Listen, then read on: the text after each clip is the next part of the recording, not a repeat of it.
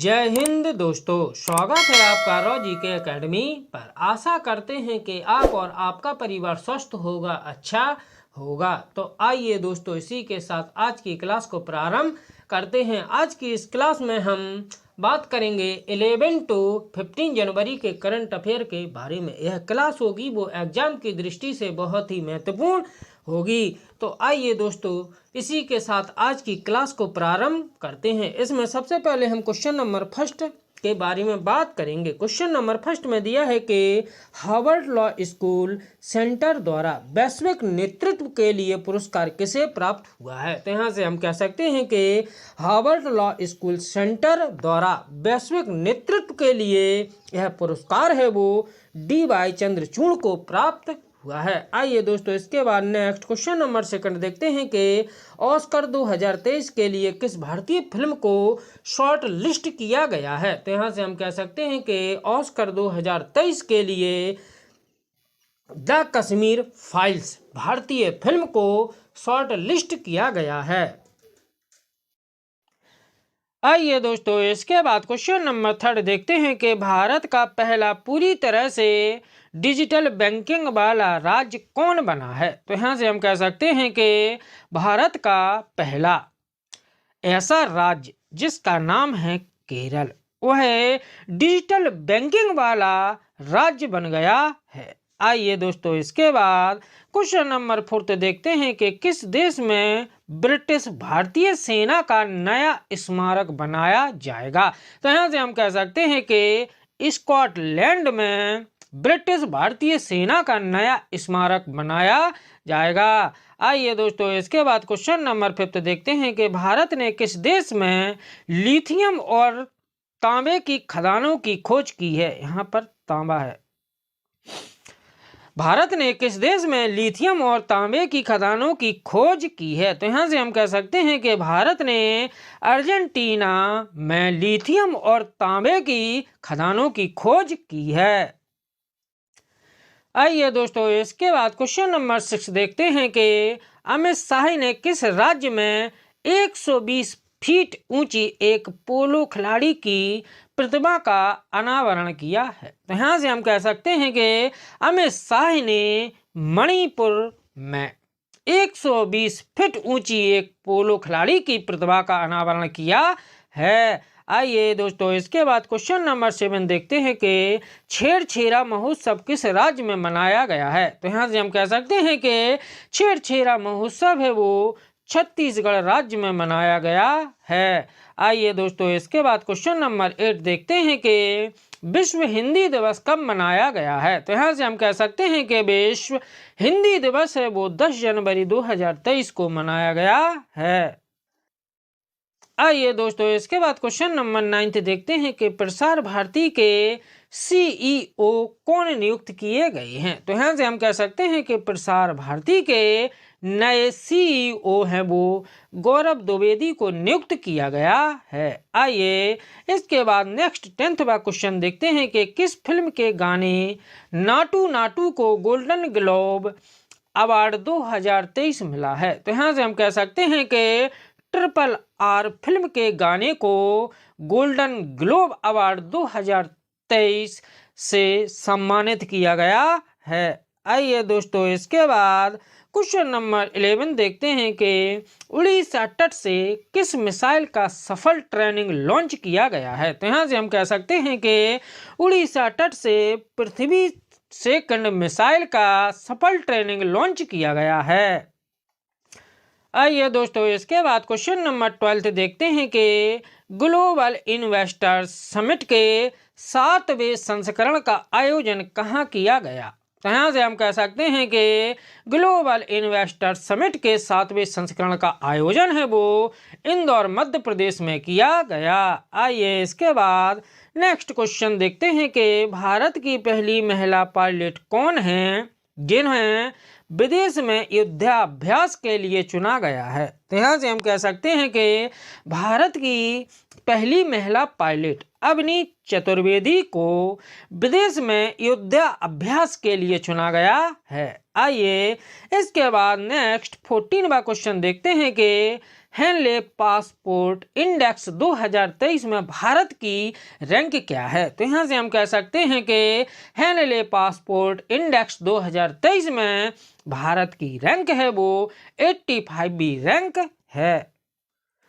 आइए दोस्तों, इसके बाद क्वेश्चन नंबर 15 देखते हैं कि भारत और किस देश के बीच वीर गार्जियन 2023 वायुसेना अभ्यास शुरू हुआ है? तो यहाँ से हम कह सकते हैं कि भारत और जापान के बीच वीर गार्जियन 2023 वायुसेना अभियान शुरू हुआ है। आइए इसके बाद नेक्स्ट 16वां क्वेश्चन देखते हैं कि यूरोपीय संघ के वैज्ञानिकों ने किस वर्ष को यूरोप में दूसरा सबसे गर्म वर्ष बताया है? यहाँ से हम कह सकते हैं कि यूरोपीय संघ के वैज्ञानिकों ने वर्ष 2022 को यूरोप का दूसरा सबसे गर्म वर्ष बताया है। आइए दोस्तों, इसके बाद नेक्स्ट 17वां क्वेश्चन देखते हैं कि ICC men's player of the month किसे चुना गया है? तो यहाँ से हम कह सकते हैं कि हैरी ब्रूक जो इंग्लैंड के खिलाड़ी हैं, इन्हें ICC men's player of the month चुना गया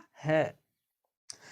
आइए दोस्तों, इसके बाद क्वेश्चन नंबर 18वां देखते हैं कि 15वां FIH हॉकी विश्व कप 2023 भारत के किस राज्य में शुरू हुआ है? तो यहाँ से हम कह सकते हैं कि 15वां FIH हॉकी विश्व कप 2023 है वो भारत के उड़ीसा राज्य में शुरू हुआ है। आइए दोस्तों, इसके बाद नेक्स्ट 19वां क्वेश्चन देखते हैं कि शरद यादव का निधन हो गया है, वह कौन थे? तो यहाँ से हम कह सकते हैं कि शरद यादव थे वो पूर्व केंद्रीय मंत्री थे जिनका हाल ही में निधन हो गया है। आइए दोस्तों, इसके बाद क्वेश्चन नंबर 20 देखते हैं कि शांति कुमारी किस देश की पहली महिला मुख्य सचिव नियुक्त हुई हैं?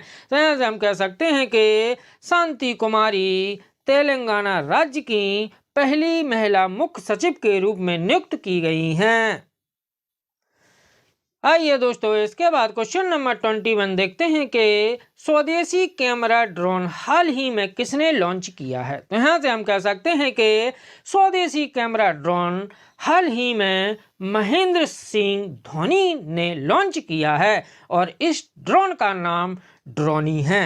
आइए दोस्तों, इसके बाद क्वेश्चन नंबर 22 देखते हैं कि किस राज्य सरकार ने जाति सर्वेक्षण शुरू किया है? तो यहाँ से हम कह सकते हैं कि बिहार सरकार ने हाल ही में जाति सर्वेक्षण शुरू किया है। आइए इसके बाद नेक्स्ट 23वां क्वेश्चन देखते हैं कि उत्तर प्रदेश में यूपी ग्लोबल सिटी अभियान शुरू किया गया है, यह कितने दिनों का अभियान होगा? तो यहाँ से हम कह सकते हैं कि उत्तर प्रदेश में यूपी ग्लोबल सिटी अभियान है, इसकी अवधि होगी वो 100 दिनों की होगी, अर्थात यह अभियान 100 दिनों तक चलेगा। आइए दोस्तों, इसके बाद क्वेश्चन नंबर 24 देखते हैं कि किसने डिजिटल इंडिया अवार्ड 2022 में नागरिकों के डिजिटल सशक्तिकरण श्रेणी में प्लेटिनम पुरस्कार जीता है? तो यहाँ से हम कह सकते हैं कि ई-नैम ने डिजिटल इंडिया अवार्ड 2022 में नागरिकों के डिजिटल सशक्तिकरण श्रेणी में प्लेटिनम पुरस्कार जीता है। आइए दोस्तों, इसके बाद क्वेश्चन नंबर 25 देखते हैं कि नासा के नए मुख्य प्रौद्योगिकीविद के रूप में किसे नियुक्त किया गया है? तो यहाँ से हम कह सकते हैं कि AC चनारिया जी को नासा के मुख्य प्रौद्योगिकीविद के रूप में नियुक्त किया गया है। आइए दोस्तों, इसके बाद क्वेश्चन नंबर 26 देखते हैं कि RBI के डिप्टी गवर्नर माइकल पात्रा का कार्यकाल कितना बढ़ाया गया है? तो यहाँ से हम कह सकते हैं कि RBI के डिप्टी गवर्नर माइकल पात्रा का कार्यकाल है वो 1 वर्ष और बढ़ाया गया है। आइए दोस्तों, इसके बाद क्वेश्चन नंबर 27 देखते हैं कि 1 अप्रैल 2023 से पेट्रोल में कितने प्रतिशत एथेनॉल मिलाया जाएगा? तो यहाँ से हम कह सकते हैं कि 1 अप्रैल 2023 से पेट्रोल में 20% एथेनॉल मिलाया जाएगा। आइए इसके बाद नेक्स्ट 28वां क्वेश्चन देखते हैं कि देश का पहला कोयला गैसीकरण आधारित तलचर उर्वरक संयंत्र किस वर्ष तक शुरू हो जाएगा। यहाँ से हम कह सकते हैं कि देश का पहला कोयला गैसीकरण आधारित तलचर उर्वरक संयंत्र है वो 2024 तक शुरू हो जाएगा। आइए इसके बाद क्वेश्चन नंबर 29 देखते हैं कि T20 में सबसे तेज 1500 रन बनाने वाले बल्लेबाज कौन बने हैं। तो यहाँ से हम कह सकते हैं कि T20 में सबसे तेज 1500 रन बनाने वाले बल्लेबाज बने हैं वो हैं सूर्य कुमार यादव। यह एक भारतीय खिलाड़ी हैं। इन्होंने T20 मैचों में सबसे तेज 1500 रन बनाने का रिकॉर्ड अपने नाम किया है।